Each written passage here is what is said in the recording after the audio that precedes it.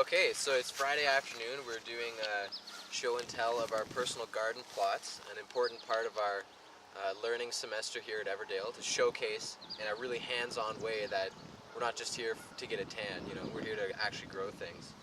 Um, so with my garden, I figured with all the farm work and everything that's going on, I wouldn't be as interested in like a really high maintenance, energy intensive garden. I wanted something that I could pretty much just sort of plant, watch it grow, observe its habits, um, but not actually have to do too much work because we spend a lot of time in the field. So I decided to go with the two sort of gardens. There's two here that I'm going to talk about, and then two in the back. Um, I was inspired to do this by flipping through a gardening book about companion planting, and it mentioned in the book that carrots and onions is a very old, sort of tried and tested and true set of companion plants. So I thought I'd give it a whirl. Um, so these onions, I should back up. First of all, I also wanted to do a comparison about soil prepping methods. So this bed on my right here, I double dug, starting from the top and working down. So I was digging the topsoil out, really loosening up the bottom. I figured because I was growing carrots and they would want to go a little deeper, I made sure that it was like really, really loosened it to the bottom.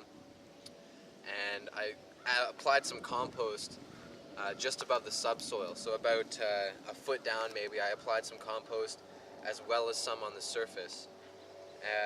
And then this one I only dug once, so I turned up the topsoil quite finely again, applied some compost to the surface, and just left it. And then I'll be able to gauge. There may be no difference at all, but I wanted to see if there was a huge amount of difference in the yield I would get from the double dug versus just the single dug beds. And then after that, I suppose I saved these onions from the compost.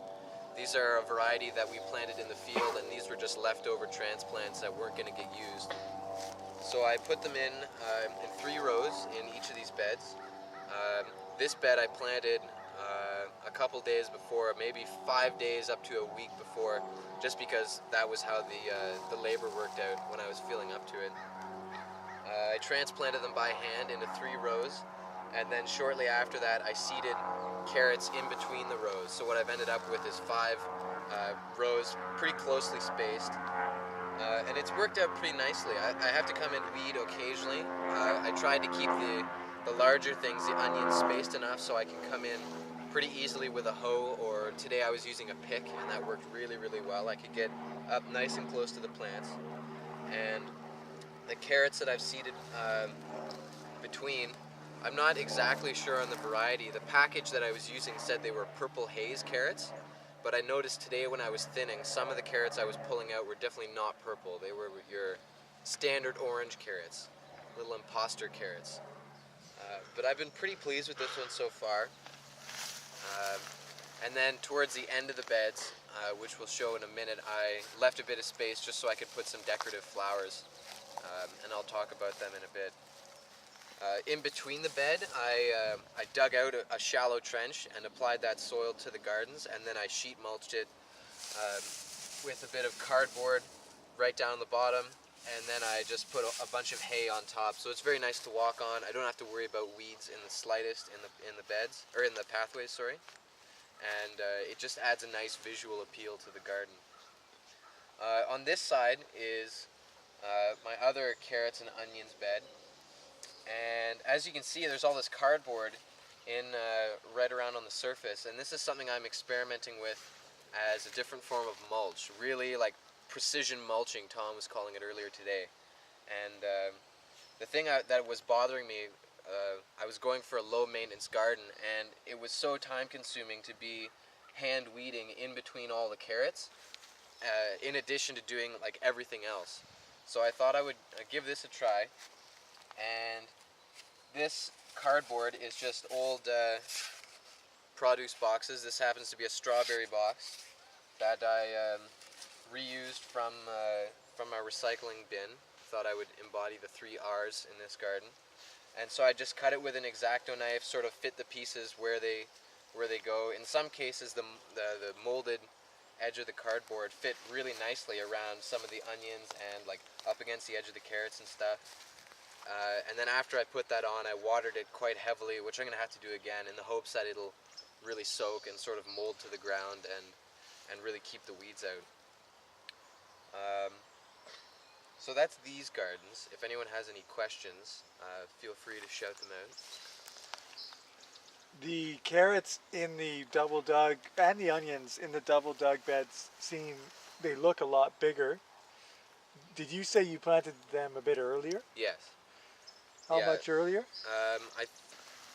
I'm realizing now I should have staked them, but memory serves me. It was about a week earlier, and the carrots as well. I think this carrot seeding might have been a little bit later as well because they're still quite small. And I suppose inadvertently by doing that I'll have a bit of a succession harvest. Obviously these carrots and these onions will be ready a little bit sooner, so I won't be dealing with a huge harvest all at once. I'll be able to pick from them sort of when they're ready and then enjoy them a little bit first, and then the rest will be ready a little bit later.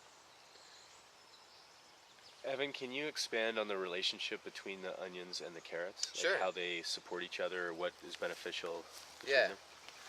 The basis behind companion planting is that certain plants, when planted with each other, will benefit each other mutually. In the case of carrots and onions, I don't know if it will be a huge problem here, but they each have a sort of specific pest that goes with them, a particular kind of fly that really likes to chew their foliage.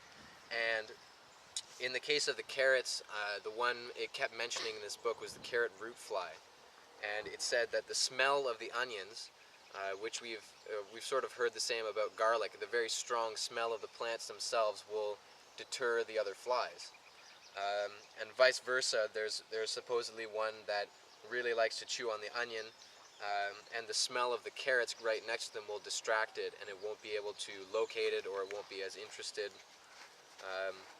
I haven't really noticed much pest pressure in these gardens at all. They both look really nice. There's no foliage damage to any of them, and they seem to be growing quite vigorously, especially within the last week, the last 2 weeks, when it's been a lot hotter during the day. We've had a lot of rain. They're just shooting up out of the ground.